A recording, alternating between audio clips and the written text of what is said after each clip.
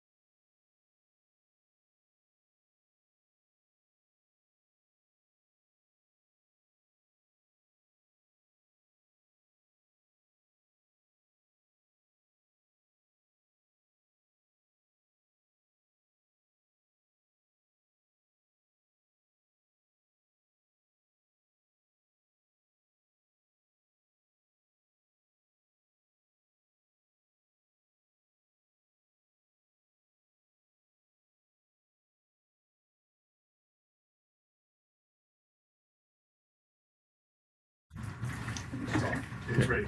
Oh, okay. Hello. We just got back from executive session and we're adjourning the executive session. We're going to take about a 5-minute break and get started at 7 o'clock.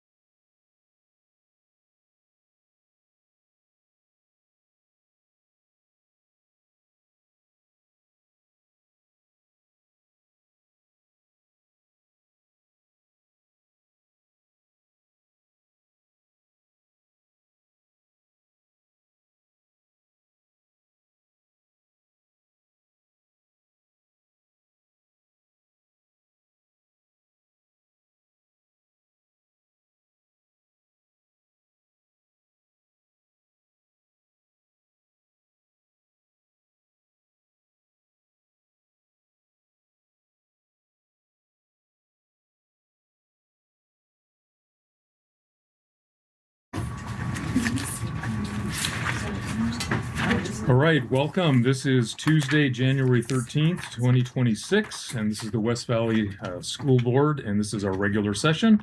I'll call the meeting to order, and we're going to stand for the Pledge of Allegiance. The flag is over there. Ready? Begin. I pledge allegiance to the flag of the United States of America and to the republic for which it stands, one nation, under God, indivisible, with liberty and justice for all. Okay, on the agenda, there are no changes to the agenda. Dr. Finch, communications. All right, very good. We have response to public comment as a placeholder. And then item B is the final report from DA Davison regarding the September 2025 defeasance. So we received this report from Corey Plager, who's with DA Davison. Corey was the representative who presented in June and then also presented, I believe, in August and gave us information about the defeasance and then helped to process the defeasance. And so this is the final report. It shows that the $7.5 million in remaining bond funds from the Apple Valley and Summit View projects, those $7.5 million was defeased, which means there were state and local government series securities that were purchased to pay back the bond over time, the debt service on the bond. And so the final report shows that the estimated total amount of savings to taxpayers will be $9.33 million over the remaining life of the bonds through December of 2038. So it'll lower the tax rate for taxpayers from now through 2038, and it'll be an estimated total savings of $9.33 million. So just want to make sure that we shared this with the board and shared it with the community.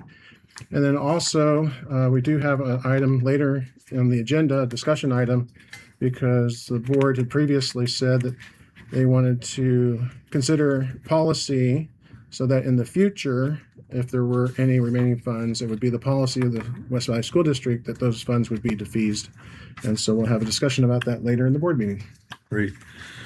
Thank you, Dr. Finch. We are excited to be at Mountain View, and Clayton, take it away. Yeah. All right. Why don't we go ahead and have the board join the audience so we can see the overhead? Yeah. All right, very good. I don't have a clicker, so I got to stand back here. Is that okay? Sure. I'm looking at the back of your head.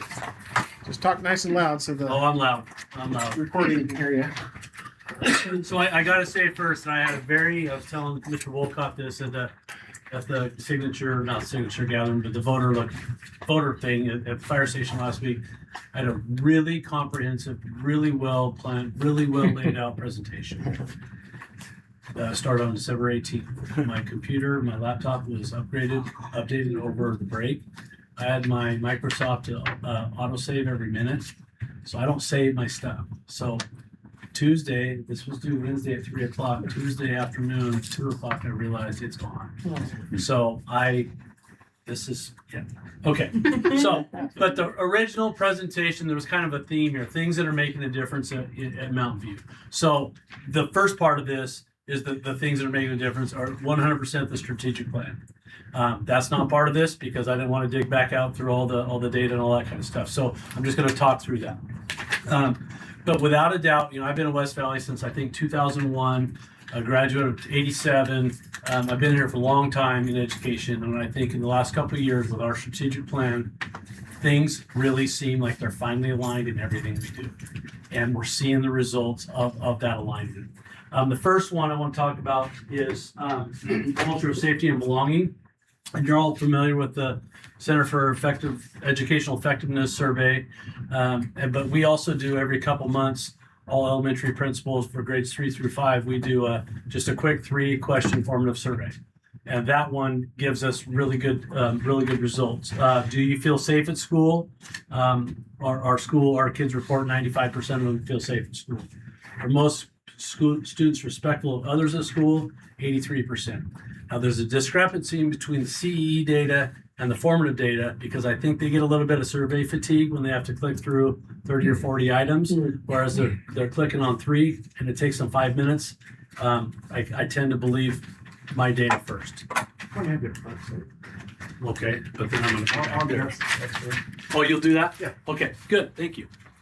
All right. The second one, goal 2, strong foundations. This is pretty cool. We've been working on teacher clarity, learning targets and success criteria and relevance and why we do these things. And in 2024, my teacher tells me the reason we do each lesson is 32%. 2025, when we're just kind of we've now been focusing on it for a little bit. 64%. And this year, they just completed 177%. So in the three-year span, the last three surveys, from 32 to 77. And that is 100% because the teachers are committed to doing what we're asking them to do in the strategic plan. My teacher expects all students to succeed no matter who they are, 94%. We have high expectations. And my teacher finds other ways for me to learn things that I find difficult. Went from 65 to 81 to 92.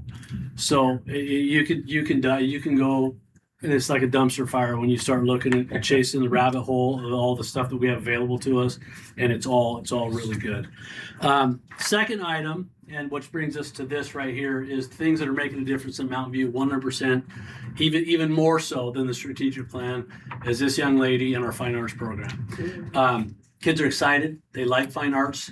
They enjoy her. She's energetic. And I'll get into her a little bit more later, but they absolutely love it. So we have a very strong arts program in West Valley, as you guys are probably aware. And I was happy about a month and a half. I think it was December, not quite. December-ish. Brandon Lamb was highlighted in that field group, monthly, whatever. And I went back and read that after putting this together and comparing Brandon Lamb's quotes about fine arts and what it does for kids, and then listening to everything she's given me for this. And if you know Brandon Lamb, you know he's phenomenal. You're going to hear about her for a long time too. Okay, next slide. So we had the first, go ahead, next slide. The change was our previous teacher. I came on board 2023, summer of 2023.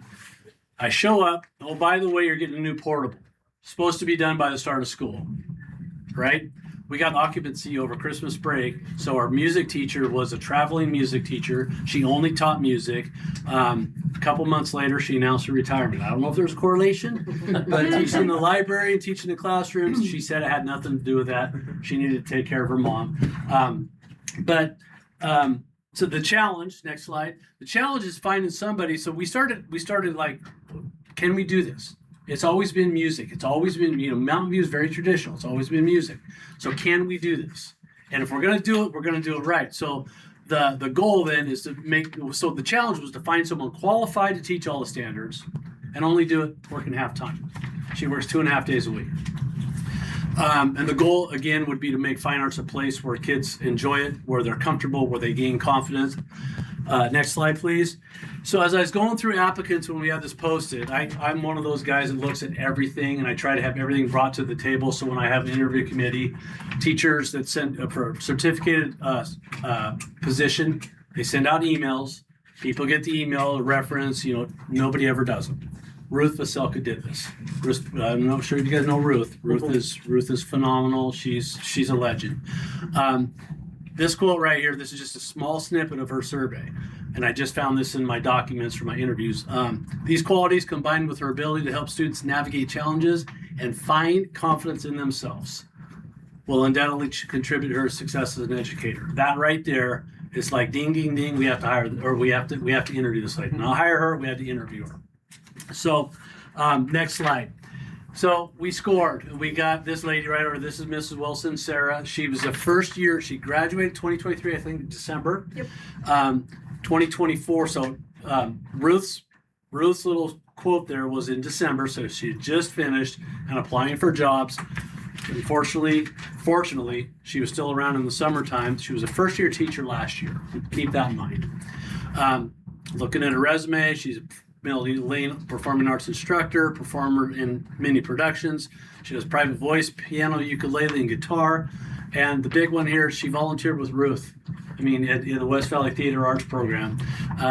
But the last one there, the reason I put that on there, this is why we're able to keep her 2.5 days, because they're really busy. This is her husband, Mitchell, who's also a staff member here. But they're busy with their business as well. So it's just a good. Remember when I offered it to her, I said, "Where do you see yourself in 5 years?" Thinking like, yeah, I'm gonna go get. No, she said, "I'm gonna be right here. I'm gonna be right here." So, so the change from a music only to a comprehensive fine arts program allows students to explore their interests, find their passion, and gain confidence. And next is another thing is that it's a great introduction to future electives because now they're getting to see what art's about and what dance is about and what theater is about. And maybe I want to pursue music or voice or whatever. And she does a great job of that. So this is a quote from Sarah, and I don't need to read it, but it does a really good job of saying that this allow all of the arts mesh together. The standards aren't standalone because visual arts can tie into dance and choreography. And I was really interested into what she said, that she uses dance as part of her theater, so they know how to move confidently on stage and how to block a scene, whatever that means. Block a scene. But anyway, very, very, very good stuff. And the next one, student perspective. So when I was thinking about who I want to talk to, I went right to this guy. He was a second grader. He was new to us from a school in Oregon. Did not want to be here. Did not want to be in our school. Music back then was twice a week, 30 minutes each. So he got to go to music twice a week. And he hated it. He absolutely hated it because I asked him the other day, he said, I always got in trouble because I'm not good at singing and I don't like singing. I like that class now because I get to do things like art and instruments. And that is what it was all about. I wanted it to be, in her interview, I remember, we say, any questions for us? And most of them manufacture some weird question. And she said, what are you looking for? And I said, I want fine arts to be a place that kids enjoy. I want them to love it. I want to gain confidence, all these things. And she's nailing it. Okay, moving into the standards. I included that quote from Superintendent Chris Ragdoll because it really does talk about everything involved in teaching the arts. It's not just teaching them music and this kind of thing, but it's the 21st century skills of creativity, collaboration, communication, critical thinking.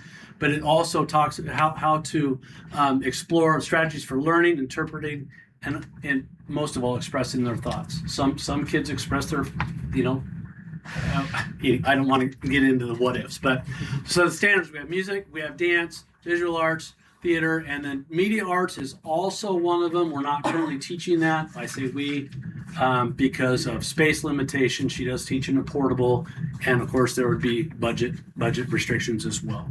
So in music, her goal is to build knowledge of music theory from K to 5. To prepare them, possibly they want to go into music at the junior high, middle school, junior high, and beyond. She covers subjects rhythm, melody, timbre. I thought it was timbre, but it's timbre. Timbre. Dr. Finch, what's timbre? Timbre.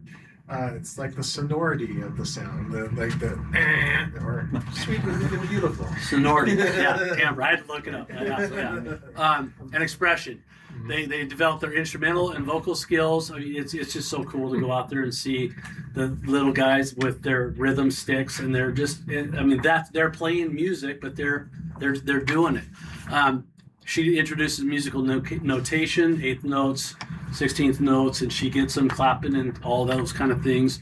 And then she showcases their growth during assemblies before every parent performance, which she does one for every grade. Before every parent performance, they do a dress rehearsal for the school body. And the next are just pictures here. You might see some people you recognize. That's Mr. Kepler's stuff. Some of these are from last year. Some of these, the first grade is from this year. After school ukulele club. She also, and she'll talk about next steps for what she wants to see, but she gives of her time. Kids are in there at lunchtime playing ukulele, and it's amazing. Dance. I don't have any pictures of dance because if you take a picture of a kid dancing, it just looks like they're like I could take a picture right here. And you're not dancing. But a teaching them to move to a steady beat, choreography, and different musical qualities through physical movements. She also gets into a lot of mood stuff. I noticed that, like feel how the mood changes in this. She'll play a piece of music and just see how it sounds kind of mean and low and whatever else. But it's kids are really lucky. Visual arts. Their standards are mostly tied to the student learning how to make creative choices, problem solve, and develop a variety of artistic skills, kind of like the quote from Chris Ragdoll. She explores different art mediums through elements of art or famous artists. And I was in there, I think it was in second grade this year, Van Gogh. We're making art like Van Gogh. And I think it was color, texture, and perspective. Color, texture, and perspective. I remember her target. See, she's good at it. And here's some pictures of this. She did a really cool thing where the second graders had all their artwork was the elements of art, and she wanted to, how can we do this? She tied it. I think they had a couple songs or a couple of whatever, but then she just had art posted all around the gym. And the parents walked around. They got to see their kids' stuff. And the very last part of it, I think they were able to like write a positive note to a student or something that they saw. So that was very cool too. Next slide. And these are just different grades. I mean, you can see like the fourth grade winner up here. I would be impressed if I could do that because that is ridiculously good. But they're just, like I mentioned earlier, make art fun, make music, fine arts fun. These kids they love it. They're enjoying it. Theater. Now this is probably the most cool thing I've experienced here at Mountain View. The bicycle unit last year was pretty cool. Maybe that's another presentation. But the fine arts and what she does with kids was absolutely amazing. I saw that there was a lot of apprehension.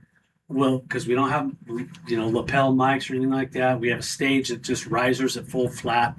No, like probably half the size of this table up here, tiny, no props, no costumes, but she made it work. And they put on a performance of Wizard of Oz that I actually, Stacy Drake, I invited her to come and she came that night. And it's amazing. We had a DLC student participate and you wouldn't have known who she was, but she was there.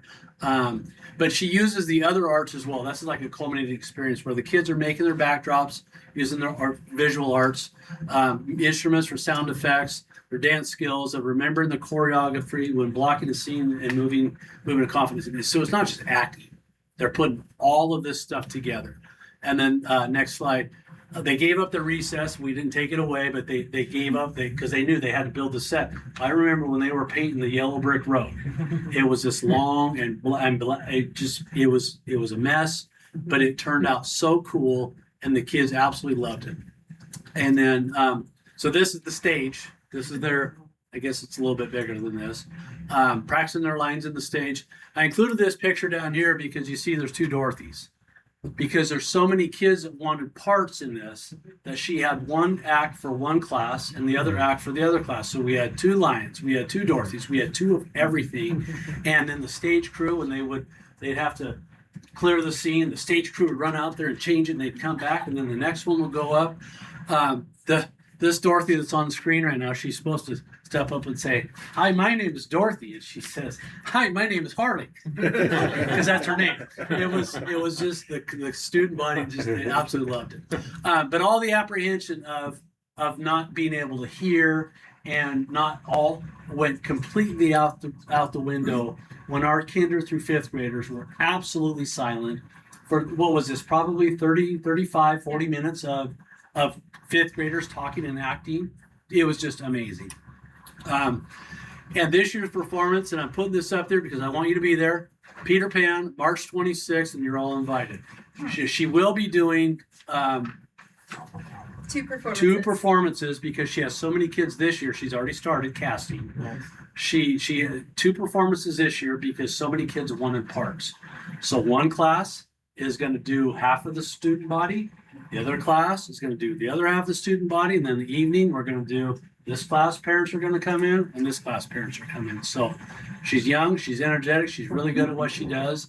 And she came to me and she said, "What do you think?" And I said, "Let's do it. Let's do it." So I'm going to let her talk about the next slide because it's kind of what she wants to see moving forward. Yeah, so starting with theater. I love theater. I feel like it's the biggest confidence booster. I was in every play at West Valley from 6th grade until I graduated, so I know what it does. For kids, it's great. And so I love using it for 5th grade when they're old, they can read scripts, they can memorize lines, but I'm looking to find ways to introduce it for younger grades. So I have some readers theater scripts. I've been talking to general ed teachers because the curriculum has some readers theater in there and looking for ways to incorporate that. And then you mentioned Brandon Lamb. I got the idea of puppet shows from him. He does puppet shows with, he does a unit with, I think, as young as kindergarten. So just to give them that opportunity to get to theater. Find more ways to show off student art, because we do lots of art projects, but usually we're done and then we just send them home. And we've talked about parking limitations, about doing a whole school art show. And so we talked about potentially putting it up like during conference week. So when parents come for conference week, let them know, hey, walk through the hallways, enjoy all the art as they come through. So Peter Pan. I wanted to point out last year when he mentioned in the cast, about half the kids say they wanted speaking parts, and the other half was like, I just want to be on crew, I will be in the background. This year there were only, I sent out a survey, like 4 or 5 kids who said they wanted to be on crew. The rest of them wanted lines. So that's why we're doing 2 full performances, so that we have 18 speaking parts and 4 character parts on the side. Instrument skills, I had a funny quote from a first grader who I'll tell you about later. But we're learning about instrument families in first grade right now. And he asked, what's the point of music class if we don't get to play these instruments? And I thought it was funny because it was a boring day where we're just learning, we're not playing. And so looking for ways to get instruments into every single day we're doing music, not just on the big event days. So yeah, working on those. And then after school opportunities, this is where, it comes into giving up my own time. So it's a little bit here, there. But last year I loved doing ukulele club. I felt like it was a unique group of kids. There were 10 kids, 4 of them were boys, 6 were girls, all different personalities. And they all came in and told me what type of music they like and learned how to play songs. And it was just a blast. And so I just am listening to the things kids want to do. Kids love coming into my room during recess and asking to play the piano. And some of them are learning little bits here or there. So potentially, if there is opportunities in the future, I'd love to offer things like piano lessons, ukulele club again, and art club, just to let kids further explore those interests in less of a you're in a classroom with 20 kids that you have to deal with, and more of that small group setting. So yeah. Any questions? We'll go back up here. Okay. Ask questions, yeah.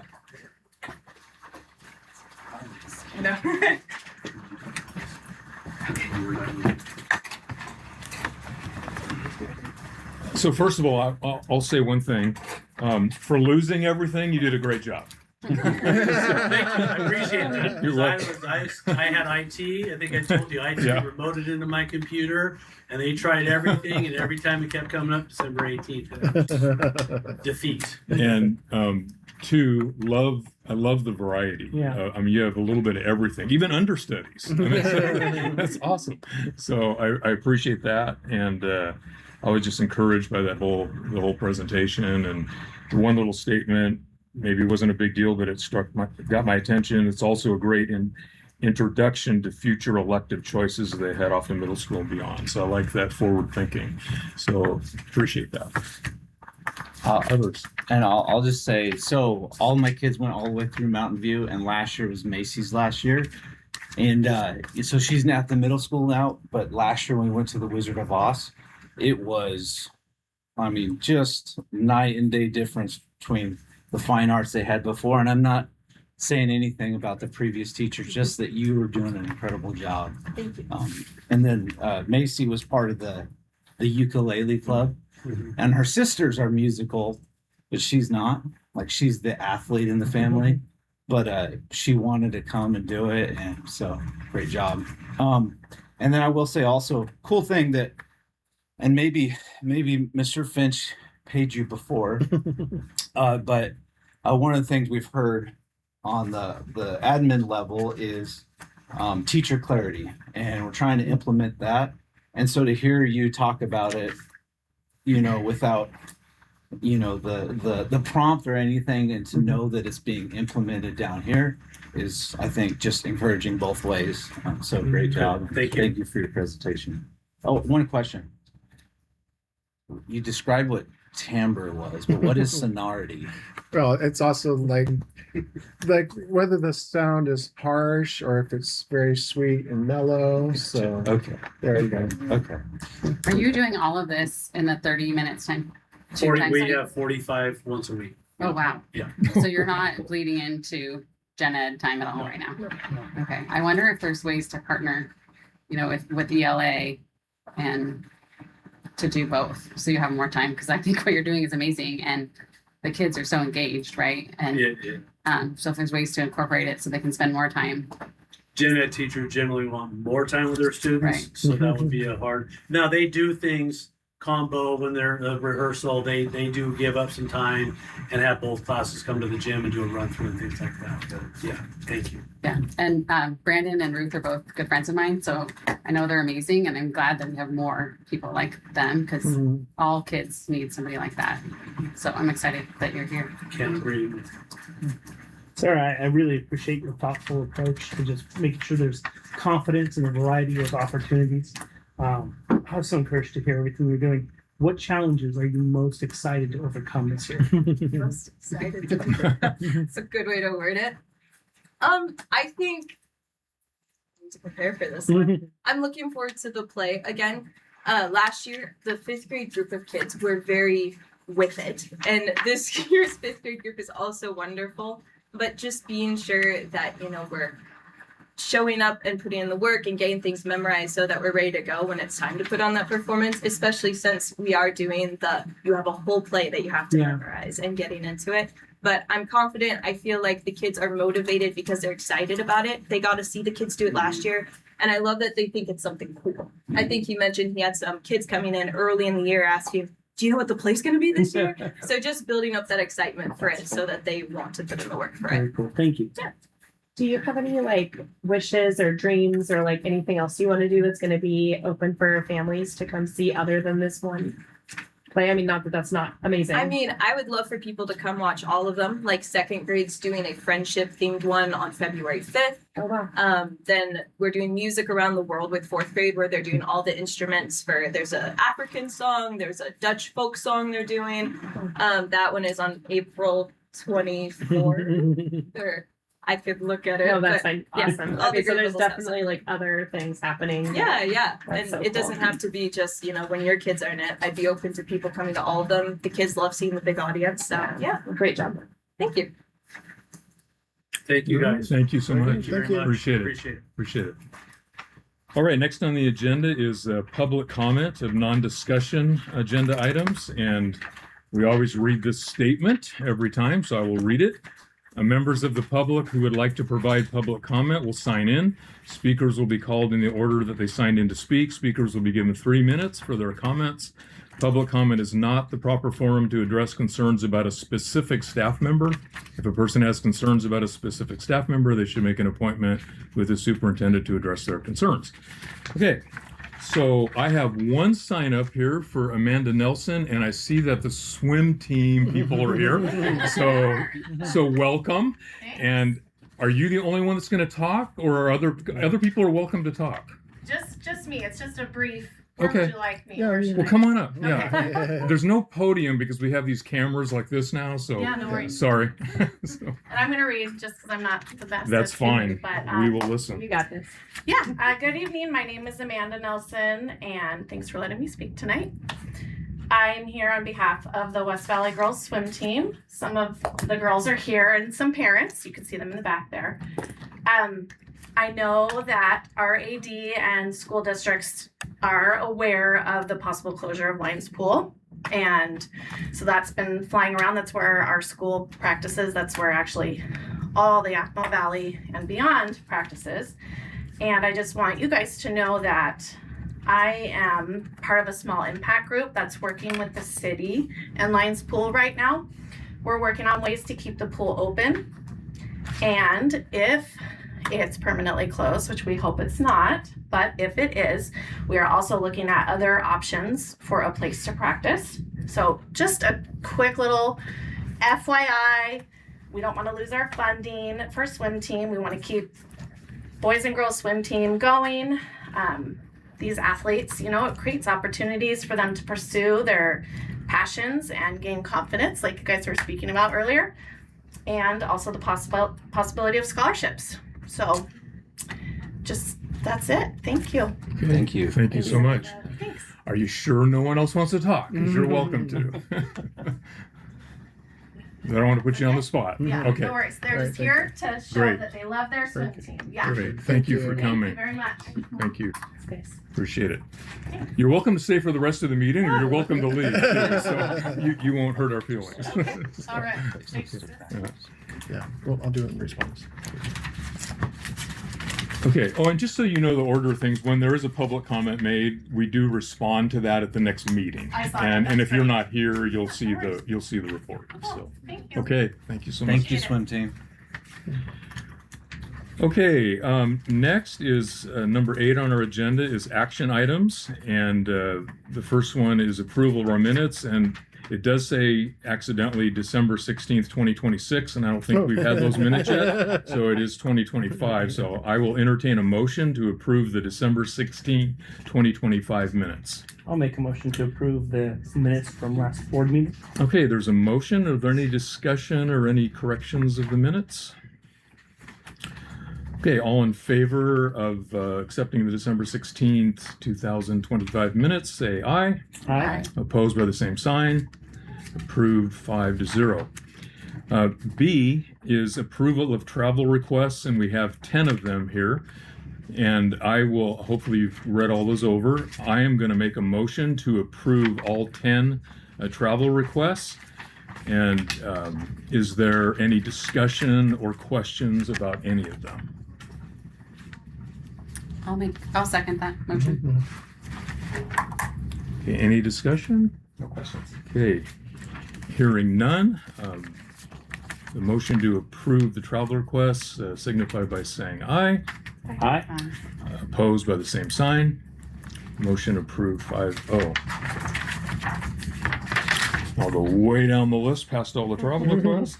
To discussion items, Dr. Finch mentioned this a little bit ago, and as you remember, board, during the discussion of defeasance of the excess funds, which I'm excited to hear that higher number that we were able to defease and save the taxpayer money. Right. The board expressed a desire to assure the community that in the future bonds with excess funds would be returned to the taxpayer. Part of the problem is due to the legal considerations, it could not be written into the bond language itself, and that's what we originally wanted, but we found out from legal that we could not do that. So it was suggested that we create a policy to accomplish what we wanted. So really, it's just open to the board to discuss that. I think I forgot to bring it, but I actually did a little AI research on Washington state law and how we could write it. And I know administration has offered to write something.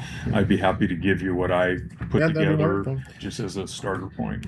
Yep, I've been working with Ryan McDaniel, our assistant superintendent, on a draft, and one of the things was to identify what would be the percent set aside before you would look at defeasance. And in our talking to consultants, they had suggested 10% would be the, and anything over 10%, then we would have board policy that we would defease that amount, assuming that the amount over would not be less than the cost of actually doing the defeasance. So Right. yeah, there'd be actual Right. tax savings. So that's the draft that we have worked on, but certainly would like to look at other language that you have and we can incorporate that. Sure. Would it be a policy or is it going to be a resolution? I would suggest making a policy so it's really in the record for future boards. So we might have, it might not be for quite a while that the next board would need to address the defeasance, but we would have it in policy, and Yeah. it would be the policy of the district that any excess funds would be defeased. Yeah, and I think the 10% is wise. I think when you go into any type of project, there's always going to be unforeseen follow-up things, and so Right. you have And to plan for typically, that. the language would be that before you even consider defeasance, you'd wait a few months to You make want- sure everything's Yeah. done and there's no callbacks and things Right. like that. So Right. I think you'd wait till everything is accomplished before you discuss the policy. And then 10% is fine with me at this point. I mean, I want to look at it more, but I think you're right. You don't want to make it so small that you're paying all this money to save less money. So, yeah. Any other thoughts? This is the time to throw out your ideas. Looking back at Apple Valley, some of you, and that construction project. So when would you say after that was complete that we were actually done managing those projects and we didn't have any callbacks on anything? I'm just thinking for the policy, what is the right time to put into there? I would say What- a year Yeah, exactly. Feel Takes a free to long jump time. in since you're working on it. for all the. I just that you're speaking to what I was thinking back here is just taking a look at the time in which we would start looking at what funds we have left over. Once kids get in the building, staff get in the building, sometimes you see things that need to be fixed, or something didn't get done within the scope of the project. And so having some time for all that to take place before we start looking at the fees and the money. So you're right on track from my standpoint. So language would be along the lines of, given a year after completion of the project, if there are remaining funds from this bond, the policy of the board is to defease it back to Yes. the public. Yep. And save the taxpayers. Yep. Future tax. Yep. Yep. Yeah, sounds good. Yeah. And we'll have a first reading and a second reading on Yes. something like Yeah. this. So Yeah, I wanted to have a discussion about the policy development at this meeting so that we could have first reading at our next meeting, and then that would, provide some additional assurance to voters out there that might be concerned about that, and we would be able to have that first reading before ballots are due for the upcoming bonds. good idea. Yeah, I like that. Okay, anything else from the board? Okay, I'm not going to read the comment on public comment again, but you've already heard it. But this is a time that we can have public comment on what we just discussed. So if any of you would like to comment, you're welcome to do so now. You can comment from where you're at if you want. Yeah, you can comment from sitting down too. So, okay, hearing none, I'm closing the public comment time. Are there any items arising, Dr. Finch? No. Okay, superintendent's report. I just shared in the superintendent's report that I've been sharing information about the upcoming replacement bond and replacement levy, and that just emphasizing that the replacement bond and replacement levy will keep the combined tax rate similar to the current rate. The bond is really a replacement of the high school bond that's going to be paid off this year, and the levy is a replacement for the levy that was approved by voters in 2022. Also, really appreciate the input of the board. There was a board member who had suggested that we have videos that are informational, and so those have been completed. We're going to be posting those periodically from now until next couple weeks, just to give a steady stream of information. So we posted the Autanum Valley video. They all are available on our YouTube station, so if anyone's interested, they can go to the superintendent's report and just click on the link and look at all three videos. We have a video that really focuses on Autanum Valley, another video that focuses on West Valley Middle School, and then a final video that really gives a district overview about both the bond and the levy. Thank you. If you haven't seen them, they're really good. Yeah. So, Yeah, they're really great. yeah, did a great job on those. Thank you. Okay, any board reports or board development the board would like to speak about? I'll just add so last Friday was the first coffee with the school board, and I really enjoyed getting to know a community member that I didn't know before, and just to hear their background and who they are, their family that's involved in West Valley, and then just to be able to listen to their concerns and stuff like that. And I think it was a win, and I think it will be profitable, and I think as you guys jump in and do that, you'll enjoy it. So it was a really good connection. Cool. Thank you. Yep. And the purpose is to have a more informal time where people can get to know the board and not necessarily, it's so formal in a regular board meeting. So nice to have that coffee with a board member. Just for the public out there, we did post it on the website, so you can go to the link. We would appreciate if you registered for that, so we know how many people are showing up, or if anyone has signed up, because we, have made a commitment. The board has made a commitment to be there, so we want to make sure that people register for those sessions. Those will be on Friday in the morning, Friday at 9. Fridays at 9, and Yeah, then and then once a month on Mondays in the after school time. second Monday. Yeah. Great, thank you. Anything else? Okay, I will adjourn the meeting of the school board at 7:39. Very good. Thank you.